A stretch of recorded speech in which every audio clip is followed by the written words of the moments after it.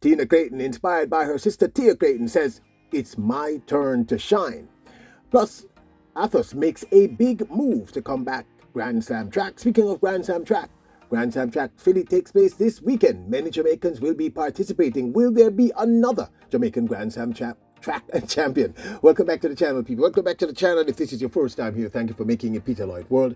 Go ahead, please hit the subscribe button so we continue to grow. When you do that, hit the notification bell so you know when the next video drops. We drop a video at least one today on Peter Lloyd World. Also, if you enjoy the content, please hit that like button and finally leave your thoughts. So, you ready? Yep, good to go. Well, this weekend we'll see the third staging of Grand Slam track, this time in Philadelphia. And the previous two I thought were very, very entertaining, with, of course, a few technical issues. Grand Slam track Kingston, which was inaugural, I thought was awesome, with the exception of, a few matters, a few challenges which were corrected, I have to admit, at Grand Slam track Miami. So this weekend we have Grand Slam track Philly, and of course, many Jamaicans will be participating. My question is, will there be another Jamaican Grand Slam track champion in Jamaica? It was the remarkable Danielle Williams who participated, of course, in her pet event, the former world champion in that event, Danielle Williams, of course, the women's 100 meters hurdles, won, as well as running the flat 100. In Grand Slam track Miami, it was ACKERA Nugent, another hurdler out of Jamaica, of that great Jamaican hurdle stock, who became the Grand Slam track champion, doing the same thing, running the women's 100 meters hurdles and then the women's flat 100. Now, Grand Slam track Philly is slated to begin tomorrow, Saturday, May the 31st. Broadcast will be on CW, streaming on Peacock from 4 p.m. to 7 p.m. and it will conclude on Sunday, June the 1st. Broadcast on the CW, streaming on Peacock.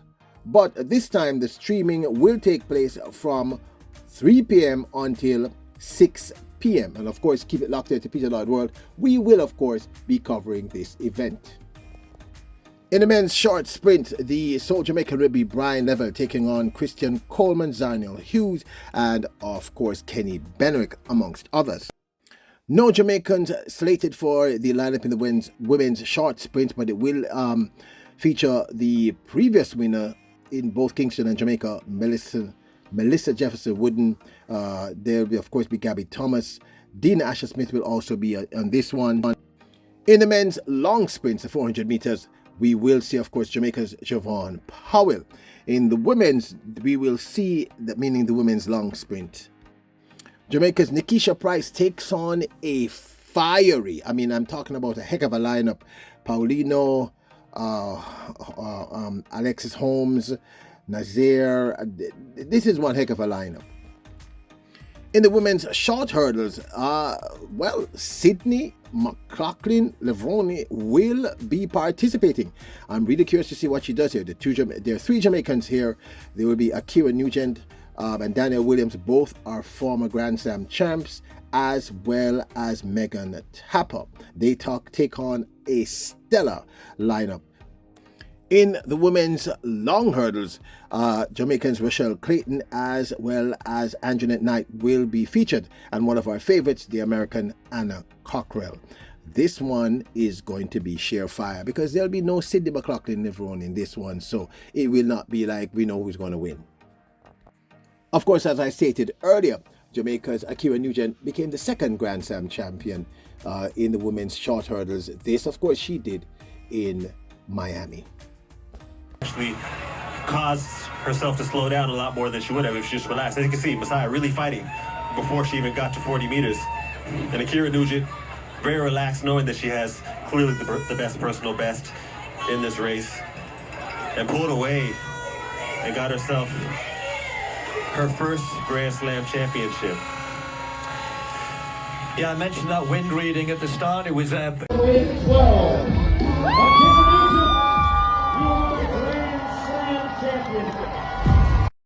Yeah, I'm personally looking forward to this one. I think it's going to be super exciting. So keep it locked here to Peter Lloyd World. We will be covering Grand Slam Track 3 taking place in Philly.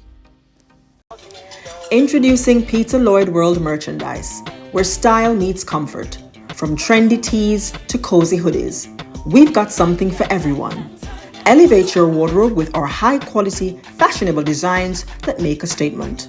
Whether you're hitting the streets or chilling at home, Peter Lloyd World has you covered. Shop now and upgrade your look with Peter Lloyd World merchandise. Available exclusively at Peter Lloyd World. Link in description below. Now we all remember this one by Sha Carri Richardson. I'm not back, I'm better. Well, look as if she's going to be even better this year because Money Athlos has turned it up, people, because I think our Grand Slam track is showing up everyone.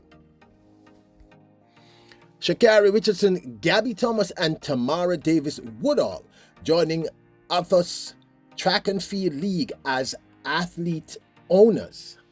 Time is now for Athlos League. We're so thrilled to have the one and only Sha Carri Richardson as a owner and advisor to this Athlos League. So many of these women are already global sensations. And when the Olympics are on, we're all paying attention. And so it made no sense to me that would stop outside of the Olympics. We want to highlight these incredible athletes year round. And our job with the Athlos League is to create a dynamic format using teams that puts them on a global stage that gets millions and millions of people tuned in, gets folks excited to cheer for a team, and give kids and adults alike a chance to finally own that jersey of their favorite athlete.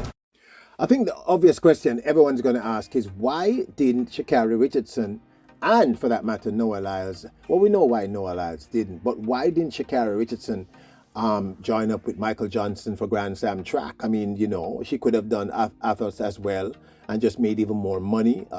Who knows? She may be making so much money, it didn't matter. But I'm just kind of curious. What are your thoughts? This is a great idea, though. Athlete owners, it means that these young ladies have a huge stake in this and they can make even more money. The question I want to ask him is why are there no Jamaican athletes there? But I think I already know the answer to that one. And I think you do too. She's the other half of Twin Turbo.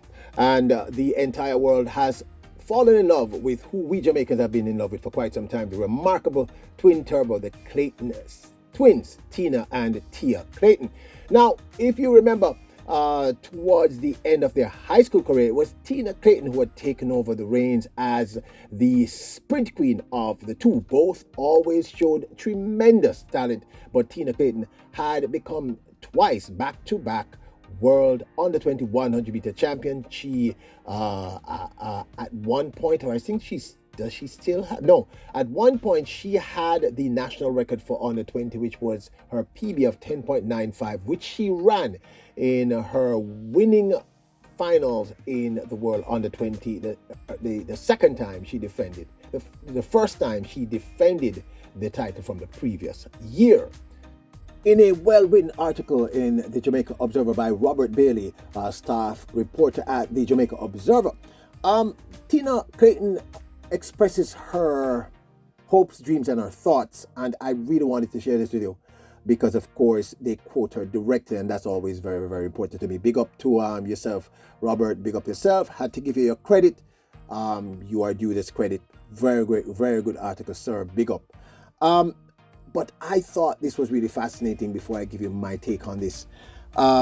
She says, training has been going well because everyone knows that me and my sister are not just sisters. We are training partners and we both push each other. So training is going well. It is a bit of a motivation to know that, yes, I can do it. And I thought this was a really, really good article. So we're going to quote a few things from the article and then we're going to get into our perspective. Now, recently we saw her, meaning Tina Clayton, run 11.16 at the National Stadium on the weekend at the J3A's World Athletics Championships preparations meet, where, of course, as I said, she clocked 11.16 to win in a convincing style in women's 100 meters. Clean start.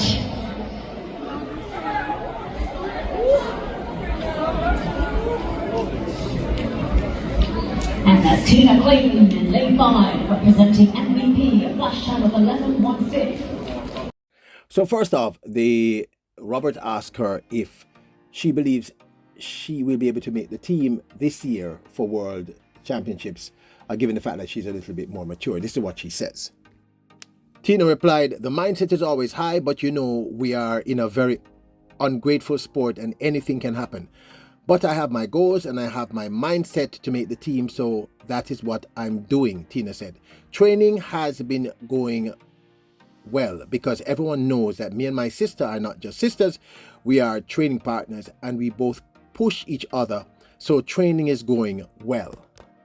When asked a rather obvious question, is she proud of her sister, Tina Clayton responded, "Yes, it is a bit of a motivation to know that yes, I can do it, and her accomplishing what she did last year is motivating me to wake up and train a little harder and to go hard.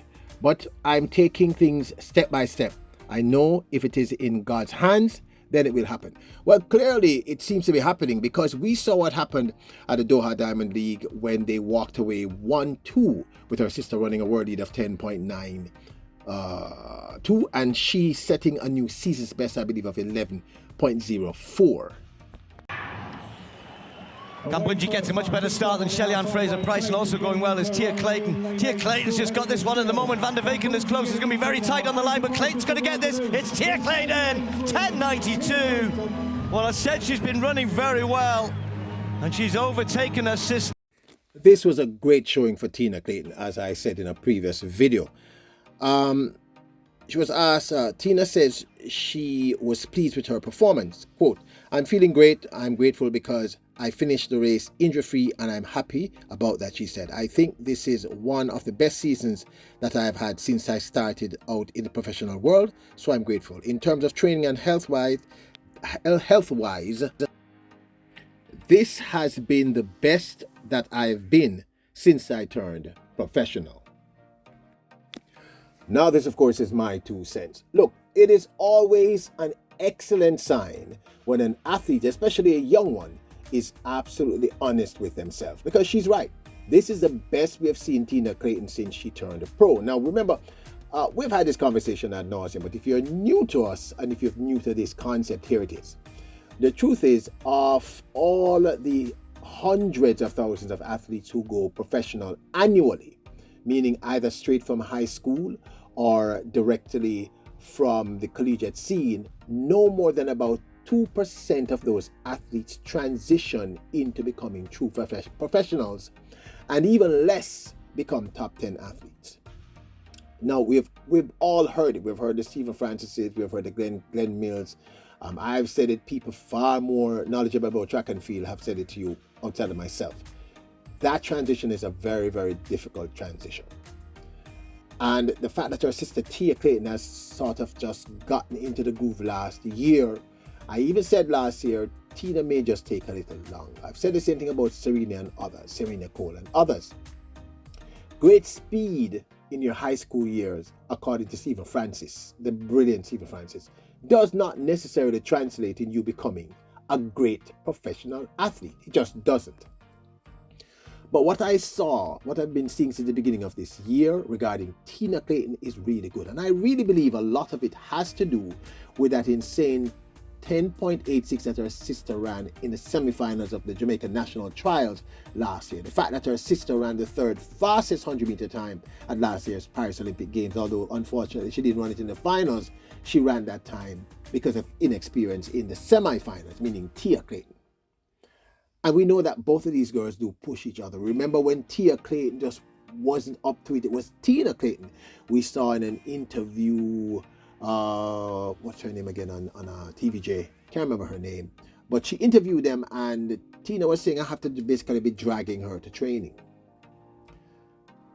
Even more importantly, what we saw happen in Doha with 1-2 in the sisters, and that 11.04 is the closest we have seen Tina run to a sub 11, and we know she's a sub 11 athlete. Remember, her PB is a 10.95, and we've seen her go sub 10 at least 2 or 3 times to my memory. So she's definitely improving. I really think Tina's really saying it's her turn. She thinks it's her turn, but she's being cautiously optimistic, and I like that. I like that. She's pragmatic, she's practical. But one of the hallmarks of a great athlete is confidence. Her confidence seems to be coming back. Now, if you hear her sister Tia talk with absolute confidence. She knows what she's capable of doing. She has said that repeatedly, even with her 10.92 run recently. She said, okay, I ran a world lead, but I know I'm capable of doing much better. I want to hear Tina speaking like that again. She's getting back there. I like that. I love that. And plus what we see her running, the consistency, yes, really, really good. I need to see that sub-11.